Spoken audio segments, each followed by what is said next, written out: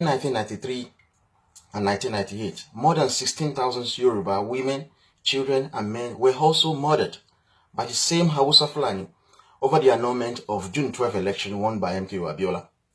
Then you ask yourself, why is it possible for Hausa Fulani to be just killing the Yoruba literally like that without the Yoruba having the capacity to defend themselves and their homeland?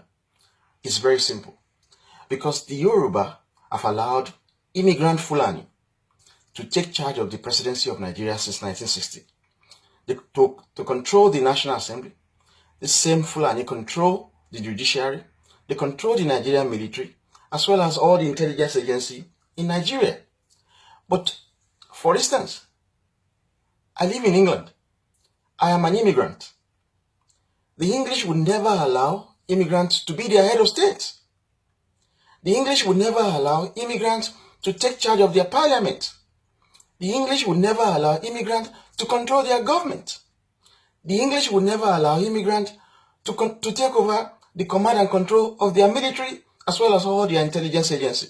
I have a cousin who worked with the British Army. He has not been allowed to work within the submarine section because he's black. It is not racism. It is simply self-preservation. If you go across to North America, particularly the United States, the white in America will never allow immigrants to take charge of the U.S. government, to take charge of the U.S. military as well as intelligence agency, to take charge of the U.S. judiciary. But this is the major problem the Yoruba are facing. The Fulani are not indigenous to Nigeria. They are immigrants like Yoruba who are living in America. The Fulani in Nigeria are immigrants like the Yoruba who are living in England. Then ask yourself, why is it that the Yoruba who are immigrants in England are not the people in charge of the British Army, are not the people in charge of the British intelligence services? Now, that tells you something that the white in America, the English in Britain are not gullible like the Yoruba.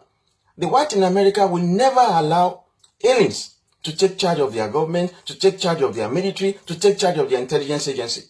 So this is the major problem the Yoruba are facing. We have allowed Hausa Fulani to control all our life.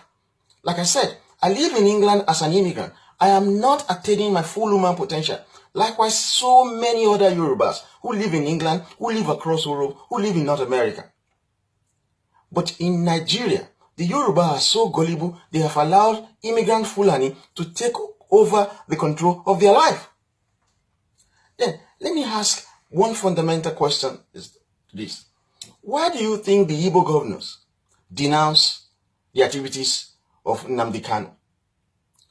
They did not betray the people of Igbo land. They denounced the activities of Nnamdi Kanu on the instruction of Buhari, a Fulani. Like I said, Fulani are immigrants in Nigeria.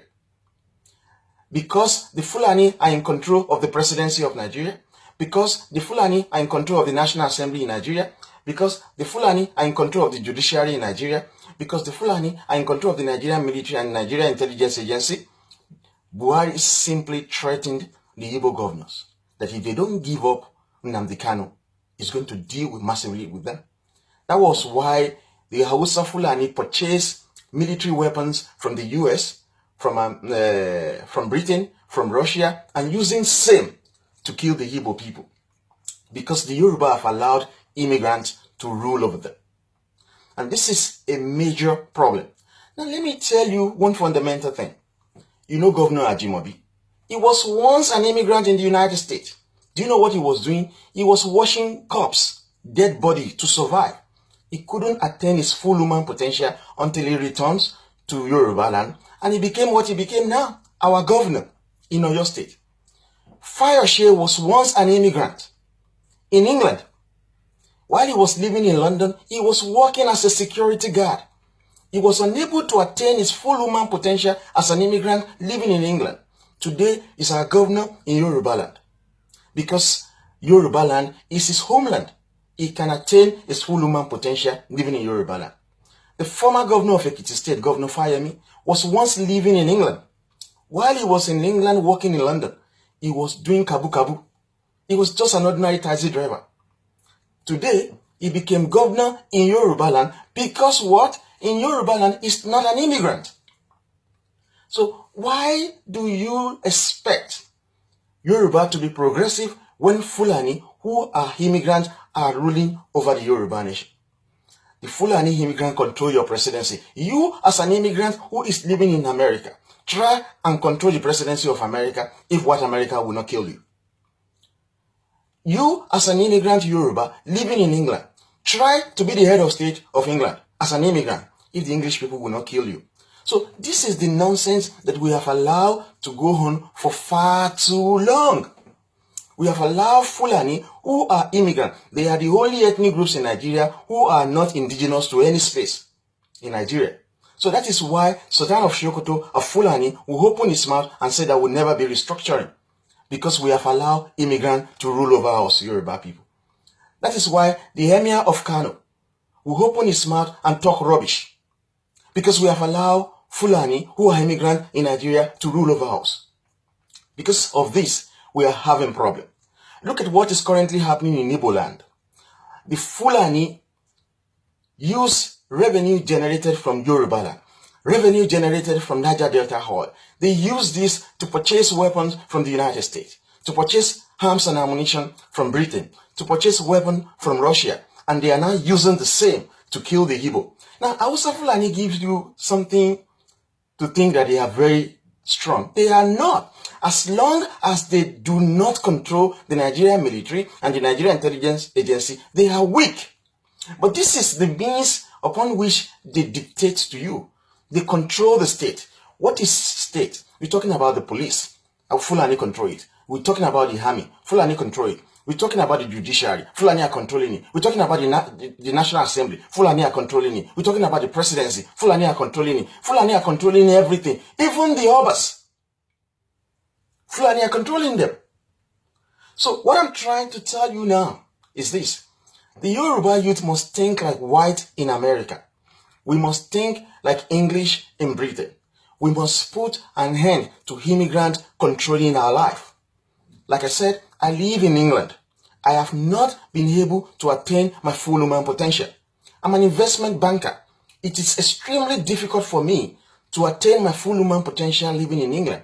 It is not racism, it is self-preservation. Because I'm unable to attain my full human potential like several other thousands of Yoruba who are living abroad. We want to change our homeland. And the only way we can change our homeland is to take Yoruba land out of Nigeria. Totally. So what the Igbo are doing is legitimate. The Igbo are saying they have had enough of Nigeria. They want to develop their homeland. They want to build international airport. They want to dredge their water so that they can have their port. They want to develop their human capital development. They want to build their whole nation. You cannot force a people to be part of your group or part of your country. No, it is not done anywhere. What the Fulani-led military are doing is to use the gullibility of the Yoruba to kill the Igbo. They did the same thing to us between 1963 and 1964 because then there was nothing like social media. That is why what you have seen, the video of the Igbo you are currently seeing, you did not see that of 1963, 1964 when 14,528 Yoruba were killed. Because there was nothing like social media in 1993 during the June 12 struggle. That is why you cannot see that 16,000 Yoruba were killed by the Hausa Fulani.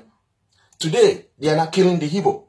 But the Hausa Fulani are fearful. The Hausa Fulani are not powerful, but they are using the gullibility of the Yoruba to control the Nigerian army, to control all the intelligence agency in Nigeria, so that they can use this means to kill people, so that you can use this means to suppress people. Now, I am giving you a challenge. You are Yoruba living in America. Why is it that you, as an immigrant, you are not in charge of the U.S. military? Why is it that Yoruba are not in charge of the U.S. intelligence agency? Why is it that Yoruba are not the one controlling the U.S. Congress? Why is that? Because the white Americans are not as gullible as the Yoruba youth. Now, I ask you and I challenge you, to those Yoruba who are living in England, can you be the head of state of England as an immigrant? As Yoruba immigrant living in England, can you control the British Parliament? Can you control their military?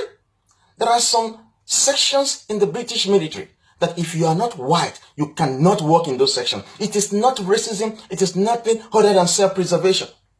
So folks, I'm asking the Yoruba youth, we have no option other than to use chemical weapon and biological weapon to defend Yoruba civilization. Do you know why? It's simple. The Hausa Fulani have taken full control of the Nigerian military. They are in every intelligence agency across Nigeria. There is nowhere, there is no how we can defeat them without the use of chemical weapon and biological weapon. So what they have done to the Igbo people is wrong, because you cannot force a people to be part of your group or part of your country.